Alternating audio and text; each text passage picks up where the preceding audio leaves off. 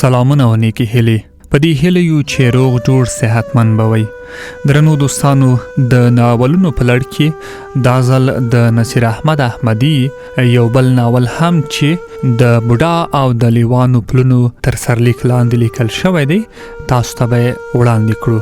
د دې کتاب لیکوال ارواښاد نصیراحمد احمدي دی. په دې هیله چې دغه ناول هم د نورو ناولونو په څیر خوښ کړئ او وایورئ.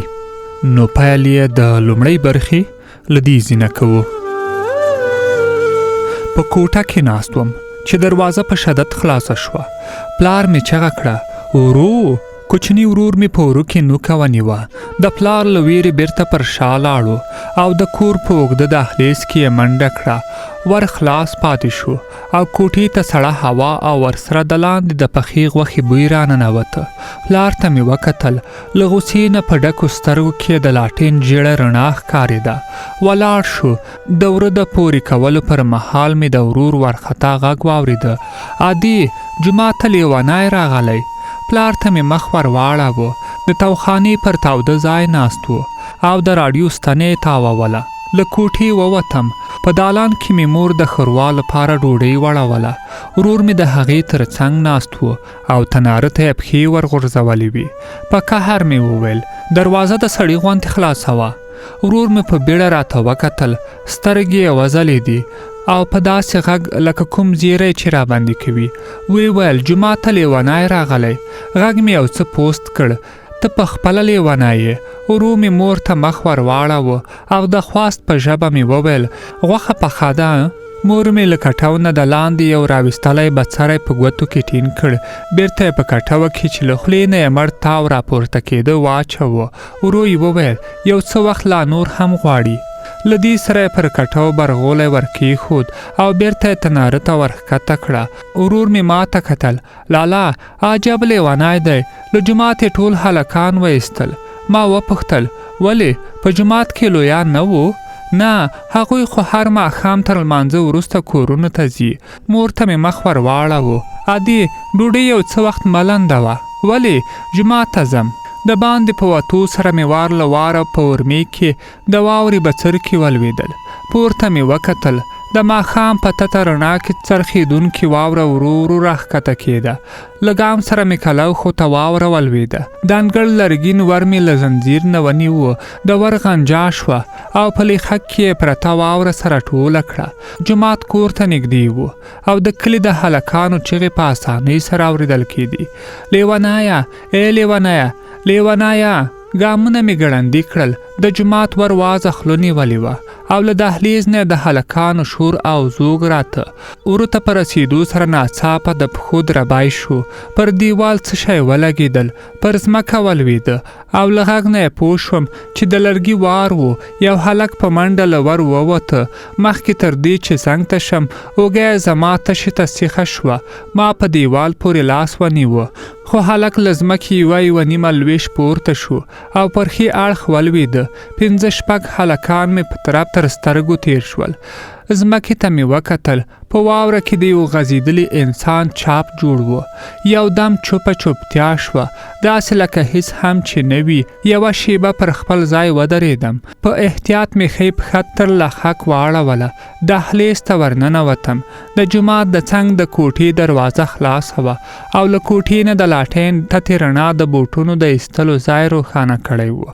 ورو مې د ور خواته غړۍ ور اوږده کړه. د کوټې پر خړ دیوال د یو بني ادم لړزان د سیوری ښکارېده. پښه مې ونیوله.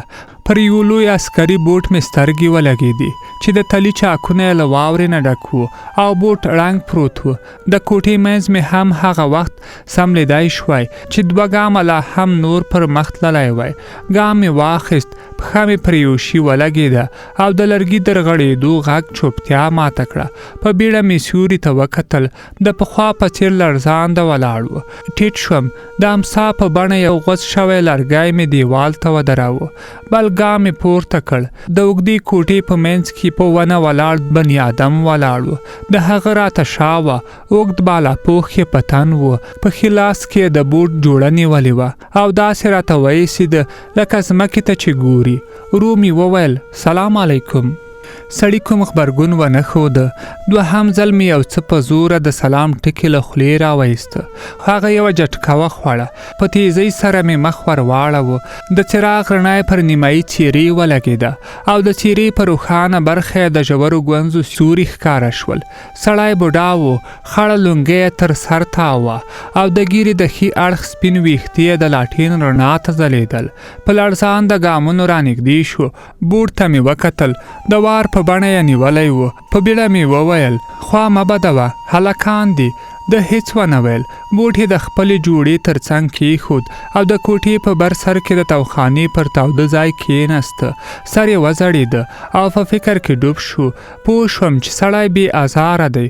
ور مخته شوم. ورو مې وویل زه به ډوډۍ درته راوړم. خدای د پخوا په څیر غلی و او غالۍ ته یې کتل. له جوماته ووتم. واوره په تیزۍ ورېدله.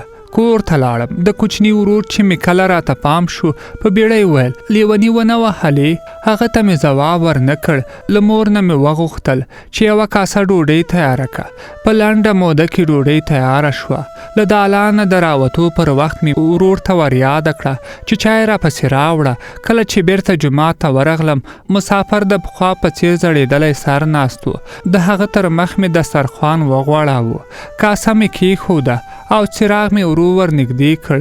اوس یې نه ټوله څېره ښکارېده.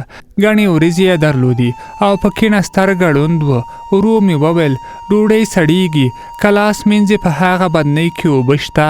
ورو ولاړ شو. له شا مې پسې وکتل. د کمیس لمن یې په بالاپوش کې پټه وه، خو د پرتوګ په یوه پیڅکه پورې یې لویه پینه ښکارېده. بدنۍ یې ور واخیسته او باندې ووت. شیبه وروسته چې بیرته پر خپل ځای کېناست لاسونه یې لانده وو. له کاسې نه یوه کوچنۍ ګوله ور پورته یې کړه. لاس یې لړزېده او کله چې ګولې ته خوله وازه کړه په وریو کې یو غاښ هم نه ښکارېده. لنده ډوډۍ یې ښه ډېره وخوړه خو غوښې ته یې لاس ور وږ نه کړ. ورو مې وویل د پسه لاندی دی، خو د شونډې ونه خوځېدې. پوهېدم چې ګونګی نه دی ځکه ګونګیان بیا په غوږو هم نه اوري. دوهم ځل مې کوم ست ورته ونه کړ. په زړه کې راتېره شوه شاید لیونی وي. دا وخت د ور کړپ شو. کوچنی ورور مې په ور کې ودرېده. د هغه په ښي لاس کې چای جوش او په کیڼ لاس کې یې ګیلاس ښکارېده. پوه شوم چې له ویرې پر مخ نشي راتلی ځکه ولاړ شوم چې چای جوش او پیاله مې ورنه ونیول. ورو مې وویل یو بړستن در سره راوړه. دی هم په منډه د باندې ووته. ګیلاس مې له چایو ډک کړ. د بوډا تر مخ مې کېښود. یو ځل بیا په دې هڅه کې شوم چې پر خبرو یې راولم. ورو مې وویل یخني ده. د دې پر ځای چې څه ووایي لړزېدلی لاس یې د څنګ جیب ته کړ او ډک لاس کاغذونه یې پر غولې کېښودل. حیران شوم. په نوي او زړو کاغذونو کې یو قلم او عکس هم ښکارېده. په عکس کې مې وار له واره پر بوډا سترګې ولګېدې چې توره درېشي یې په تن، سرتور سر او رنګه نیکټایي یې تړلې وه. سترګه یې جوړه وه او تر څنګ یو سینګار شوې پیغله د واده په سپین کمیس کې ولاړه وه. د عکس پر پاتې برخه یو کاغذ پروت و. لا مې عکس ته سم نه و کتلی چې د بوډا تور لاس د کاغذونو پر کوټه ور ټیټ شو او پر غولي یې یوازې د ګولیو یو پاکټ پرېښوده. بوډا کاغذونه په جیب کې کېښودل. له پاکټ نه یوه ګولۍ خولې ته واچوله او د چای غوړپ یې ورپسې وکړ. په زړه کې مې پوښتنې راولاړې شوې. څوک دی؟ سوالګر دی که شتمن؟ ښاري دی که کلیوال؟ روغ دی که لیونی؟ د واده په جامو کې د ښکلې نجلۍ څوک ده؟ میرمن یې ده؟ سترګه یې ولې ړنده ده؟ ناڅاپه یو درب شو. مخ مې ور واړاوه. ورته نږدې یو بړستن پرته وه. بړستن مې د سړي پښو ته کېښوده. کاسه او دسترخوان مې ور واخیست. ورو مې وویل پیاله او چای جوش بیا په هغه تاخچه کې کېږده. دا مې وویل او له جوماته ووتم. د پلار په غږ مې سترګې رڼې شوې. په غوسه یې وویل یو ورځ یې نه ده، دوی نه دی، غټ سړی ده. وروسته مې د مور غږ واورېده. خیر دی زه به ورته ووایم. پوه شوم چې پلار مې ولې په غوسه دی. ساعت ته مې وکتل. لمر لا نه و راختلی. په بړستن کې مې پښې بندې کړې. د کوټ په لستوڼو کې مې لاسونه ننایستل او له کوټې ووتم. د کوټو او دالان ورونو اوږده دهلیز ته خلاصېدل. دهلیز مې د ګوتو په سرونو لنډ کړ. کله چې دالان ته ورنږدې شوم پر سپږمو مې د تودې ډوډۍ بوی ولګېده. د مور مې د وره له چولې راته پام شو، ور مې خلاص کړ او دالان ته ورننوتم. زړېدلې شونډې خوځېدې. پلار به دې در سره ګوري. د خواست په ژبه مې وویل خیر د مورې، لا وخت شته، ته یوه بدنۍ اوبه راکړه چې اودس وکم. خو دا ځل یې په غوسه راته وکتل. تر تا خو د هغه کشر ورور لا ښه دی. پلار یې یو ځل ورته وویل چې د سهار جمعې ته راځه. تر اوسه یې د هغه خبره نه ده هیره کړې. خو ته غټ سړی یې، سره غرمه راجګېږي. د مور خوابدون یعنې خفګان مې نه شوی زغملی. ژمنه مې ورسره وکړه چې له دې هیڅ ته به تر پلار مخکې په جومات کې ناست یم. دا وخت مې ورور دالان ته راغی. د هغه په لاس کې نیول شوی چاجوش د تېرې شپې مسافر را په زړه کړ. ومې ویل هغه سړي ته چا چای وروړ؟ هغه لیوانه یادوي؟ لنډ ځواب مې ورکړ هو لالا، هغه خو په جومات کې نه و. مور مې وویل خوارکی به په دې نیم ګز واوره کې چیرته تللی وي؟ په حیرانتیا مې وپوښتل نیم ګز؟ د ځواب پر ځای پر اپیده وار شوی پاستی ته ناره ته ور ټیټ کړ. زه هم ولاړ شوم. د دالان پر یوازینۍ خولې شوي کوچنۍ ښیښې مې ورغوی تیر کړ. انګړ تک سپین و او د زردالو د ونې پر وچو خاښونو 4 ګوتې واوره پرته وه. د مور غږ مې واورېده چای دې ژر وڅښه او بام ته وخیژه. پا وروسته له کوچني ورور سره یو ځای د بام پر سر ولاړم. اسمان برګ و او په واوره کې لرې کلي تور بخون برېښېدل. زموږ د کلي پر هر بام 1-2 تنه ولاړ و او واوره یې اچوله. د ورور په غږ مې جټکه وخوړه. لالا راځه چې بامونه سره وویشو، 2 ستا او 2 زما. هغه ته مې وکتل. نیم بام یې تور کړی و او زه لا په نیم ګز واوره کې ولاړم. خندا راغله. د واورې غونډاسکی مې جوړ کړ. خو مخکې تر دې چې پر هغه وار وکړم د تره زوی مې د خپل کور له بامه راباندې غږ کړ هلته یو څه ښکاري، 2 کارغان هم ورته ناست دي. ور غږ مې کړ چیرته؟ د دښتې خوا ته وګوره، د توت ونې ته نږدې. ورمیږ مې کوږ کړ. د رښتیا ویل په واوره کې یو تک تور شی برېښېده. وار له واره مې د تېرې شپې مسافر په زړه کې ودرېده او په چیغه مې وویل هله ژر کوه. د ژامو مې ټکاوه. مور مې یو بله بړستن را باندې وغوړوله. تر څنګ مې کېناست او ویل د ژوندو دی؟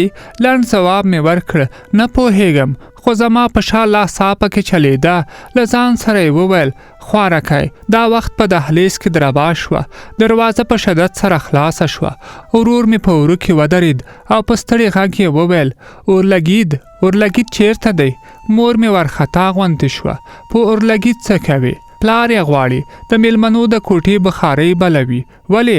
هغه لیونی زموږ حجرې ته راوړ. مور او ورور مې دواړه له کوټې ووتل. زه هم ولاړ شوم. پایڅو ته مې وکتل. لا لندې وي. پټو مې تر ځان تاو کړ. د باندې سوړ باد چلیده او غونډې وریځې یې شمال لور ته په مخه کړې وي. له واورې نه پورته شوې رڼا مې سترګې له اوښکو ډکې کړې. د میلمنو له کوټې نه چې د انګړ دروازې ته نږدې په دیوال پورې نښتې وه ګډوډ غږونه اورېدل کېدل. کوټې ته ورغلم. پر غځېدلې مسافر غبرګې بړستنې پرتې وي. اوږد بالاپوښ یې سر ته شاړې واړې پروت و او څو کلیوالو ورته پلترۍ وهلې وي. ورور مې هم دې خوا ها خوا ګرځېده. هغه ته مې وویل د بامونو واورې لا پاتې دي؟ پلار مې بخارۍ ته ورپو کړل او بیا یې مخ راواړوه. ته هم مرسته ورسره وکړه. واوره درنه ده. مخکې تر دې چې څه ووایم د تره زوی مې وار لومبی کړ. کاکا زه به ورسره لاړ شم. د ده پیسې لندې دي او څو شېبې مخکې دا دروند بار پر خپلو اوږو ترجماته راورسوه. له دې سره یې پراته سړي ته اشاره وکړه.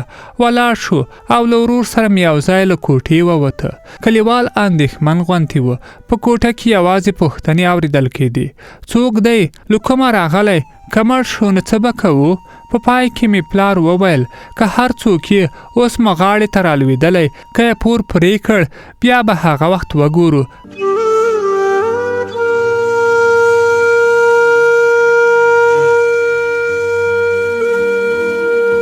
درنو اوریدونکو، د ناول لومړنۍ برخه مو همدلته پای ته رسیږي. تر بلې برخې د الله په امان.